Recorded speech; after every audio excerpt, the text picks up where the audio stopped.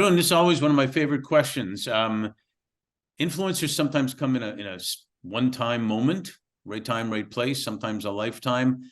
One of my first influencers was my grandfather. Him, my grandmother, my mom, my aunt were from Kyiv. He had an accent.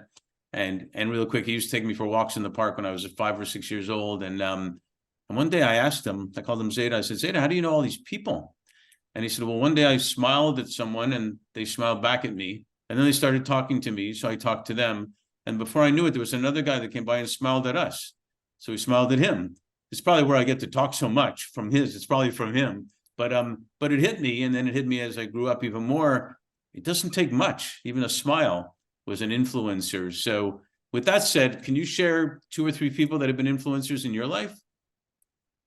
I think the closer you get to people, the more you realize that everybody is nuts, and we're all nuts in some way, right? You're right. Controlled chaos, right? So I think when you hold somebody in high regard, you have a separation of an understanding, and because of that, you can hold them in high regard. So there's so many heroes that people have that lived a couple of centuries ago, right? Or dead presidents that you don't know the flaws that they had as human beings. True. In my case, I think I've learned that all of us are nuts to some cases.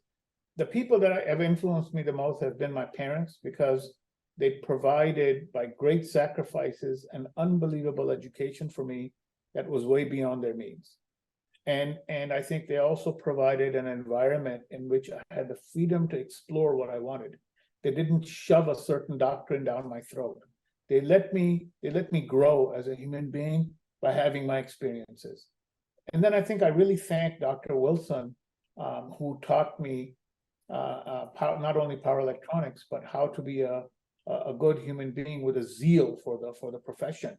And then through the years, several bosses have been very key mentors in teaching me the tools of the trade, the tricks of the trade. And without them, I would be nowhere. That's amazing. Yeah, thank you so much for sharing that. I think to your point, I think it teaches us that we're influencing people ourselves all the time. And it's a choice. Do we do it positively or do we do it negatively? That's right. Just to point that out, Mark, when I come up to a red light and I see somebody asking for food or money, I try to keep a little bit of food in the car, that I hand them some crackers or something. And I'll give $5 or $10 to a person on the street, and it's up to them what they do with it. But I think the more you give, the more it seems to come back. And It's not just crackers and money, it's advice that people give. And when you give advice and you give it with no hopes of ever getting a payback, that has its own rewards, as people may come back and thank you. Some of them may come back and curse you, but that's part of the game. I think the goal is that you do it with true goodwill and true good intentions. And if nothing else, you'll feel a lot better. And you know what? There's a reason we call this Leaders Who Care, because caring actually does make a major impact, whether it's for just general life or business or whatnot, and it comes back in droves. So again, thank you for being a Leader Who Care, and thank you for sharing all that.